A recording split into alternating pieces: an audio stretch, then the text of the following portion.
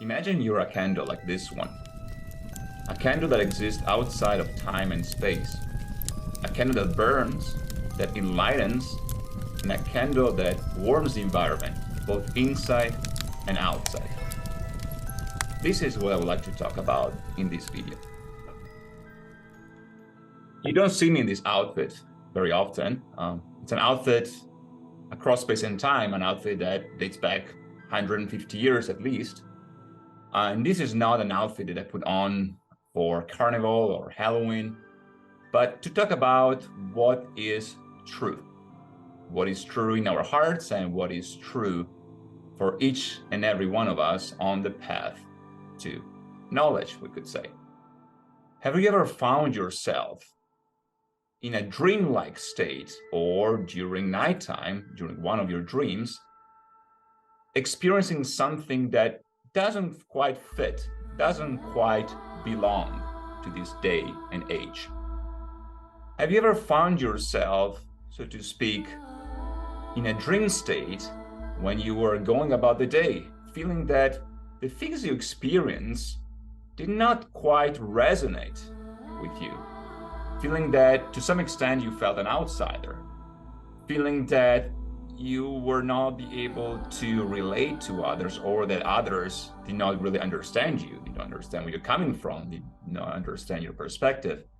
Also, did you ever find yourself in a situation where everything felt to some extent flat and superficial, deprived of any real depth, and yet you don't really know how to define such depth, you don't really know how to define the experience? Well, it is my job as a researcher and a psychologist, but even more important as a human being, to help everybody, to help myself, to help you, to help everybody who feels that they don't belong. And they do not belong very often is interpreted as an indication that there is something wrong with you. There is something wrong with the way you relate to the world. In other words, you don't really know how to be alive in this world. But let me tell you something.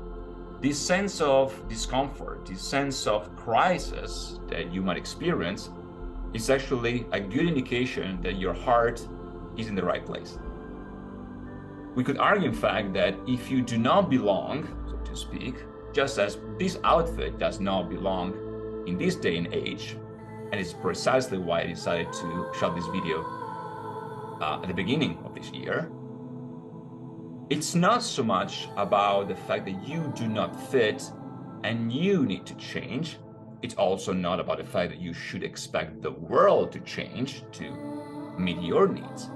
But it's more an indication that this is not all there is. Then the world is indeed a beautiful place, that it is certainly beautiful to relate to one another, to relate to Mother Nature, to relate to all those things that make our life meaningful in the here and the now. It is beautiful to meet new people. It is beautiful to find a job, to earn enough money to make a living, and also to indulge from time to time in things that make our everyday life more meaningful, such as good food, good movies, good books, good readings, good lectures. But there's more to it. And the fact that you feel a disconnect between what your soul is telling you and what the world is telling you, yet again, it's an indication that you are on the right path. Now, I hesitate to define what this is actually the reason for your feelings. I hesitate to define what that truth is for you for a variety of reasons. Well, first of all, because it's something that you need to discover on your own, that should not be, so to speak, pushed upon. Also, I don't want to sound too preachy, and I don't want to impose my own worldview to what your path might be. But please do not hesitate to ask yourself more questions, to dig deeper into your everyday life, to see what this discomfort actually means. Now, in my job as a psychologist, every time I'm working with people that unfortunately suffer from anxiety, from panic attacks, from depression, from a variety of other problems, it is, of course, my job to illustrate how the brain plays a major role in the way we feel. And yet, I also want to make sure that by focusing on the brain, we don't forget our heart, we don't forget our souls. And this is extremely important because even in the case of a perfect functioning brain with all its neurotransmitters functioning and all its neural structures and pathways working in the right place, the right rhythm, the right intensity, none of that actually provides a meaning to our lives. None of that is a substitute for the role, the mission, and the purpose that we need to embrace as we find ourselves. Now, this can be extremely difficult because, yet again, it's not something that is discussed as it should be discussed in the areas where I work. So neuroscience, psychology, psychiatry, medicine. And yet, it is indeed the candle, it's the sparkle, it's the flame that enlightens, that illuminates, that brings us warmth. But of course, there are dangers along the way. Like everything else, a strong flame can keep us warm, but can also burn us to the ground. And that is precisely why we should all spend enough time in self-discovery. And we should spend that time with true, balanced, nurturing, loving guidance. What are the risks? Well, if you ever find yourself in one of the situations I just mentioned, situations where you find that you don't belong, that you're an outsider, that either nobody loves you or they display love, it's not for the right reason, they don't actually know you that well, you might feel trapped, you might feel hurt, you might exist rather than fully live, and this existential wound requires love. And so if you're in a situation, if I am in that situation, we all are more prone to fall for pseudo gratification. And what I mean for easier path from shortcuts, especially shortcuts that could lead us either in utter nihilistic, materialistic, reductionist worldviews, where we are so skeptical that we are no longer opening our hearts to love. Or the opposite. We fall for extremism. We fall for intolerance. We fall for callousness, for feeling that only we have the truth. And the truth is, to some extent, built upon a cultic perception of reality. So we might feel that we are gaining the truth against everybody else. So while there is a separation between us and the world as in a secularized form of reality, so in a form of reality that's entirely deprived from something more meaningful, more profound, more spiritual, more transcendental, we should also remember that we are indeed part of nature. And thank God we are part of nature, because nature allows us to function. Nature gives us the chance to survive, to relate to one another using our wonderful senses and neural mechanisms and our hearts and our circulatory system, and breathing in, breathing out, exercising, moving around. So it is important to find this proper distance between, as the saying goes, being in the world, but not of the world. We exist, we have a living, fulfilling, I hope, experience, an earthly experience, but we're much, much, much more than that. And of course, you might wonder, well, can you just tell us already what this thing is that we need to find? What is this sparkling flame? Well, let me assure you that the flame is there for you to discover, but you have to do some work. It's not something that can be discovered by applying what the world usually needs to apply. In other words, by following the exact same step as you would, to deal with natural matters. To some extent, it's definitely transcendental, but a good place to start, I would say, is to find the sparkle, the light, the divine, the good, the beautiful, the truth in nature, in other people. And this is not just the sugar-coating ways to be nicer to one another, it's the truth.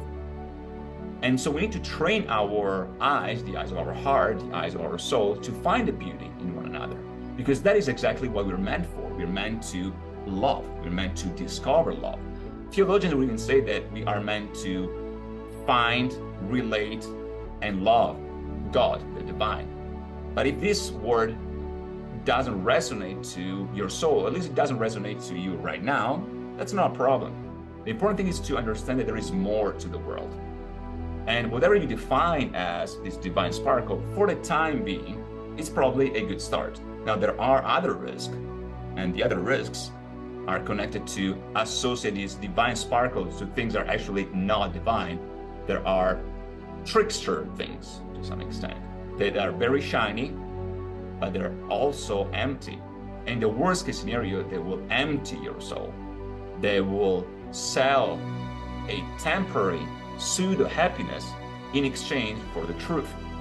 This unfortunately is the case for many hyper-religious intolerance perspective, or the opposite, as I just mentioned, perspectives that don't make any room for true, I use the term, spiritual depth. And this is also true for shortcuts. Think about money or fame or prestige or titles completely deprived from the strength, the path, and even the challenges that one is required to face in order to achieve them. And this is true for not only a philosophical perspective, not only according to theory, but it's been demonstrated over and over in practice, both in the fields of neuroscience applies to psychology and also to other fields of science. We gain from our experiences. We need to embark on an adventure in our lives. If everything has been given to us through shortcuts, then we are deprived from the ways our soul or our mind wants to experience happiness. We need to strive to become better. We need to strive to find more love in our lives without stopping to any sorts of love that is representing a shortcut that makes us feel good in the moment, but will create a trap in the end. And this is also related to social issues. Very often we seem to be forced into two opposite categories. The world, in other words, forces us into separate and opposite categories. On one side, you have the category that is, so to speak, intolerant and uncompromising. And this category very often mistakes, let's use an etymological term, orthodoxy, for truth. So an immovable pretension for the truth. Now, again, this is not a criticism for true truth or correct opinion, as in the etymology of orthodoxy, but it's the assumption that we make, the assumption of having already owned all the truth that there is, and we are fallible as human beings. Or the opposite camp, which is, let me never say any truth, anything that I really feel in the moment, because I might risk to offend the other person. And this is even more problematic because, as I said, you don't need a psychologist to tell you that we are indeed fallible as human beings. We make mistakes on a daily basis, but that's how we learn. But we can only learn if our loving and honest neighbor informs us about the things we might have done wrong. And yet again, this does not stop simply in the examination of what we said that was perceived as wrong. That's the false temporary love that was mentioned earlier. We have to focus also on intent. In other words, we need to spend more and more time understanding what our fill the blank, our soul is telling us, our heart is telling us, to make room for beauty, for truth, and for goodness, so that whatever we say with the right intention. Now, of course, we might still come out as callous or unaware or intolerant in some extent, but we should be able to at least make the case that we did our best. We are fallible, we make mistakes, but we did not mean to cause harm. Now, if the harm was caused, of course, there's always room for an apology. There's always room for forgiveness, and that's what makes our soul stronger. not pretending that we are always right or not pretending that we're never hurt. The only way to make our hearts stronger, the only way to let our inner light shine is to be open to making mistakes, to ask for forgiveness, and if we are hurt, also to forgive.